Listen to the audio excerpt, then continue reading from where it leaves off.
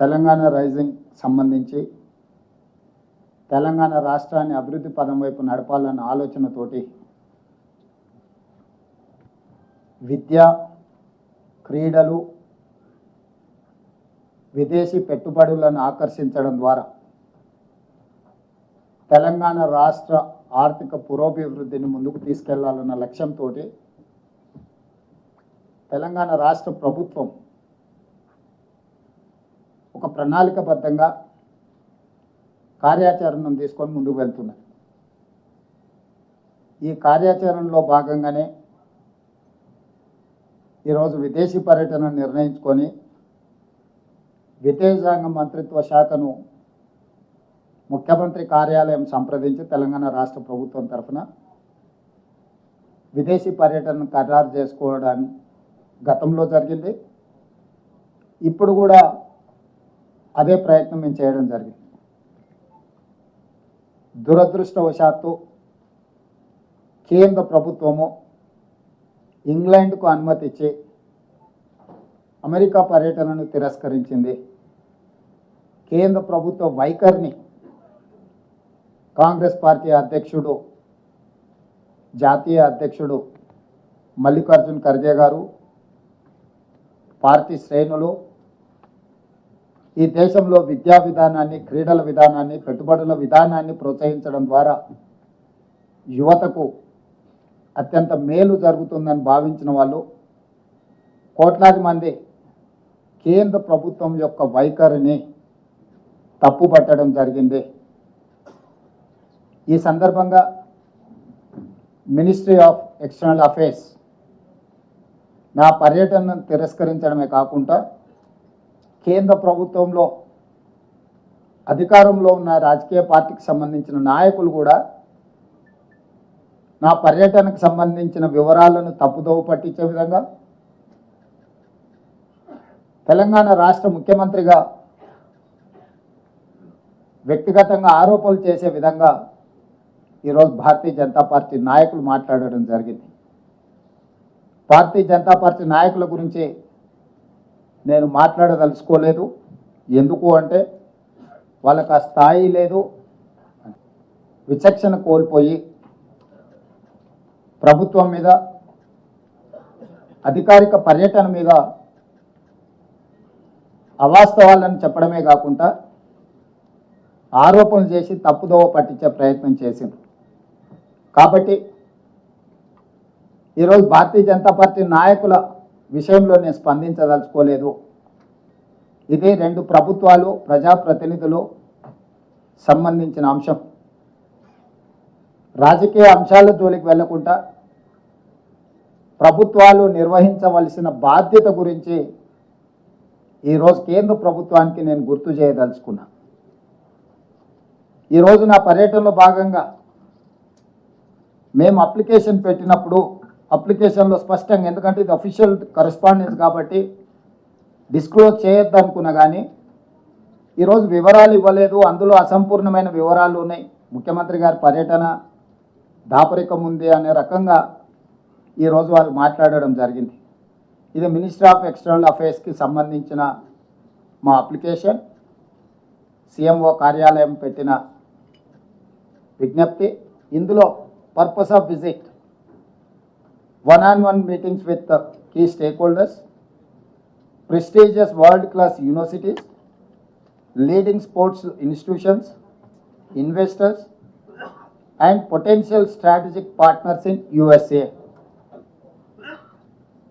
ఇందులో స్పష్టంగా విద్యకు సంబంధించి, క్రీడలకు సంబంధించి, తెలంగాణ రాష్ట్రంలో పెట్టుబడులకు సంబంధించిన పర్పస్ ఆఫ్ విజిట్ని ఈరోజు మేము తీసుకొని ముందుకు వెళ్తున్నామని స్పష్టంగా కేంద్ర ప్రభుత్వానికి అప్లికేషన్ పెట్టడం జరిగింది.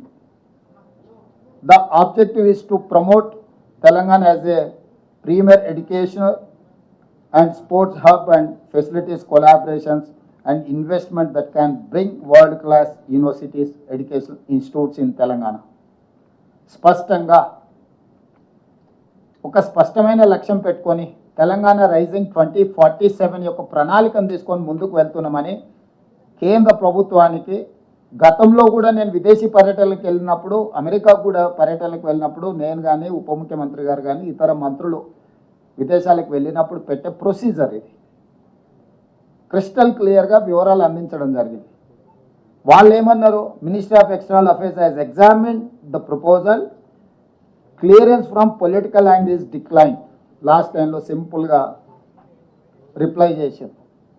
Ministry of external affairs has examined the proposal, clearance from political angle is decline. ఇది వాళ్ళ రిప్లై. సో రాజకీయపరమైన నిర్ణయాలతో మేము మీ పర్యటనను తిరస్కరిస్తున్నామని చెప్పింది. What is the political reason? I wanted to ask Narendra Modiji, you have visited many countries. మీరు ఎన్నో దేశాలకు పర్యటనలకు వెళ్ళారు.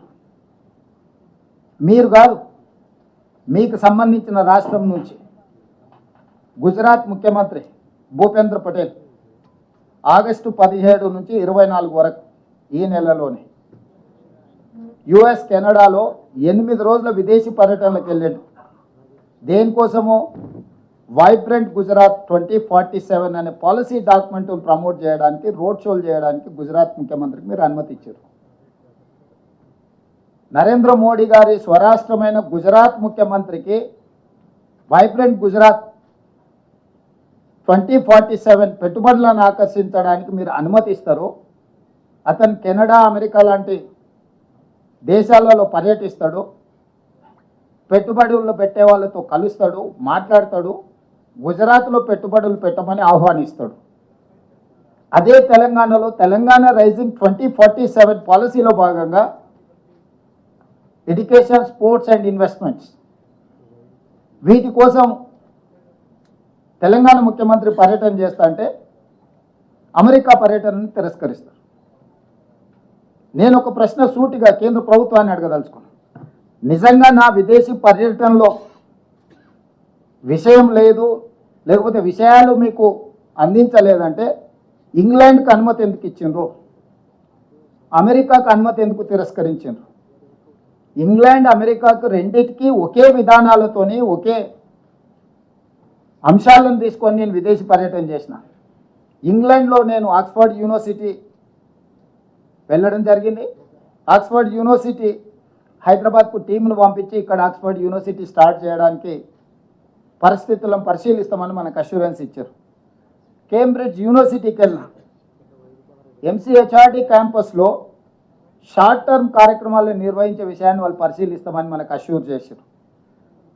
భారత్ ఫ్యూచర్ సిటీలో ఆఫ్షోర్ క్యాంపస్ పెట్టడానికి కూడా మేము పరిశీలిస్తామని చెప్పారు. యూనివర్సిటీ ఆఫ్ లండన్, హైదరాబాద్లో లండన్ యూనివర్సిటీ ఆఫ్ క్యాంపస్ ఏర్పాటుకు అంగీకరించింది.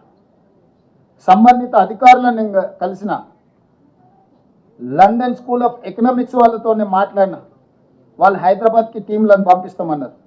అదేవిధంగా లండన్ బిజినెస్ స్కూల్ వీళ్ళతో మాట్లాడుతూ కూడా ఎంసీహెచ్ఆర్డీలో షార్ట్ టర్మ్ కోర్సులను వాళ్ళు ప్రారంభించడానికి చేస్తారు. అదేవిధంగా అమెరికాలో కూడా Harvard university campus, Boston MIT campus, north eastern campus, Virginia tech university వీటన్నిటిని కూడా కలిసి ఈరోజు మనకు హార్వర్డ్ యూనివర్సిటీ మన దగ్గర ఆఫ్షోర్ క్యాంపస్ కానీ లేకపోతే షార్ట్ టర్మ్ కోర్సులని ఇక్కడ ప్రారంభించడానికి మనం ఒప్పందం చేసుకుంటున్నాం. ఈరోజు ఒక ముఖ్యమంత్రిగా, విద్యాశాఖ మంత్రిగా మంచి యూనివర్సిటీలను, ఐవీ లీగ్ టాప్ 10లో ఉన్న యూనివర్సిటీలను తెలంగాణకు తీసుకురావాలనేది మా ప్రభుత్వం యొక్క లక్ష్యం. ఒకప్పుడు మహాత్మా గాంధీ గారు, డాక్టర్ బాబాసాహెబ్ అంబేద్కర్ గారు ఇంగ్లాండ్లో చదువుకోవడం వల్ల, లండన్ స్కూల్ ఆఫ్ ఎకనామిక్స్లో డాక్టర్ బాబాసాహెబ్ అంబేద్కర్ చదువుకోవడం వల్ల ఈ దేశానికి దార్శనికుడిగా మారింది.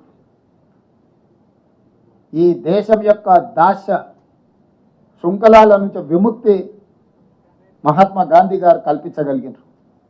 ఒక విజ్డమ్, ఒక మంచి యూనివర్సిటీలో ప్రపంచ స్థాయి అవగాహన కలిగిన, పరిజ్ఞానం కలిగిన విద్యాలయాల్లో చదువుకుంటే ఆ చదువు, ఆ జ్ఞానము మన ప్రాంతము, మన రాష్ట్రము, మన దేశం అభివృద్ధి పదం వైపు నడిపించడానికి ఉపయోగపడుతుందని పేదవాళ్ళు, ముఖ్యంగా మధ్యతరగతి వాళ్ళు, దళితులు, గిరిజనులు, బలహీన వర్గాలు, అదేవిధంగా ఇతర ఆర్థికంగా వెనుకబడిన సమాజము విదేశాలలో, యూకేలోనో యుఎస్లోనో చదువుకోవాలంటే కోట్ల రూపాయల ఖర్చు అవుతుంది. కాబట్టి కొద్దిమంది మాత్రమే అక్కడికి వెళ్ళి చదువుకోగలిగిన పరిస్థితులు, ఆర్థిక వెసులుబాటు ఉంటుంది. కాబట్టి ఈరోజు మనం ఫారిన్ స్కాలర్షిప్స్ కూడా ఇచ్చి ప్రోత్సహించినా అది సరిపోవడం లేదు. కాబట్టి ఆ యూనివర్సిటీలను, ఆ క్రీడా మైదానాలను ఇక్కడికి తీసుకురావాలని, అవి ఇక్కడికి వస్తే ఈరోజు పదుల్లో విదేశాలకు వెళ్ళే వాళ్ళు వేలల్లో మన దగ్గర చదువుకోవడానికి అవకాశం ఉంటుంది. ఒక మంచి క్రీడాకారులను మనం తయారు చేయడానికి అవకాశం ఉంటుంది. ఈరోజు రాష్ట్రానికి పెట్టుబడులను ఆకర్షించడం ద్వారా 2034కి $1 ట్రిలియన్ ఎకానమీ, 2047 నాటికి $3 ట్రిలియన్ ఎకానమీకి పెంచాలి తెలంగాణని ఈరోజు ఈ పర్యటనను నిర్ణయించుకొని మేము ముందుకు వెళ్తుంటే, తెలంగాణ రాష్ట్ర ముఖ్యమంత్రికి అనుమతి నిరాకరించడం వ్యక్తిగా రేవంత్ రెడ్డి అనుమతి నిరాకరణ కాదు. ఇది 4 కోట్ల తెలంగాణ ప్రజలకు జరిగిన అవమానము, తిరస్కరణ. ఈ తిరస్కరణకు కారణం గుజరాత్ ఆధిపత్యం. ఈ దేశ ప్రధానమంత్రి ఇంకా గుజరాతీగానే వ్యవహరిస్తున్నాడు తప్ప భారత ప్రధానమంత్రిగా విషయ పరిజ్ఞానంతో ఈ ప్రధానమంత్రి గారు వ్యవహరించడం లేదు. ఇది తీవ్ర ఆక్షేపణీయము. ఇది తెలంగాణకు జరిగిన అవమానము, తెలంగాణ అభివృద్ధిని అడ్డుకోవడము. ఈరోజు గుజరాత్ ముఖ్యమంత్రిని అమెరికా పర్యటనకు అనుమతి ఇచ్చి 8 రోజులు అక్కడ వైబ్రెంట్ గుజరాత్ 2047కి సంబంధించిన రోడ్ షోలు చేయడానికి, గుజరాత్కి పెట్టుబడులను ఆకర్షించడానికి అనుమతి ఇచ్చి తెలంగాణ ముఖ్యమంత్రికి అనుమతి ఇవ్వకపోవడము, తిరస్కరించడానికి పొలిటికల్ రీజన్స్ అట్రిబ్యూట్ చేయడం అనేది, ఇది తెలంగాణ సమాజం అంతా ముక్తకంఠంతో ఖండించాల్సిన అవసరం ఉన్నది. దీనికి రాజకీయాలు, రాజకీయ పార్టీలు, ఇతర అంశాలను జోడించవలసిన అవసరం లేదు. భారతీయ జనతా పార్టీ నాయకులకు నేను విజ్ఞప్తి చేస్తున్నా, ప్రజాప్రతినిధులకు నేను విజ్ఞప్తి చేస్తున్నా.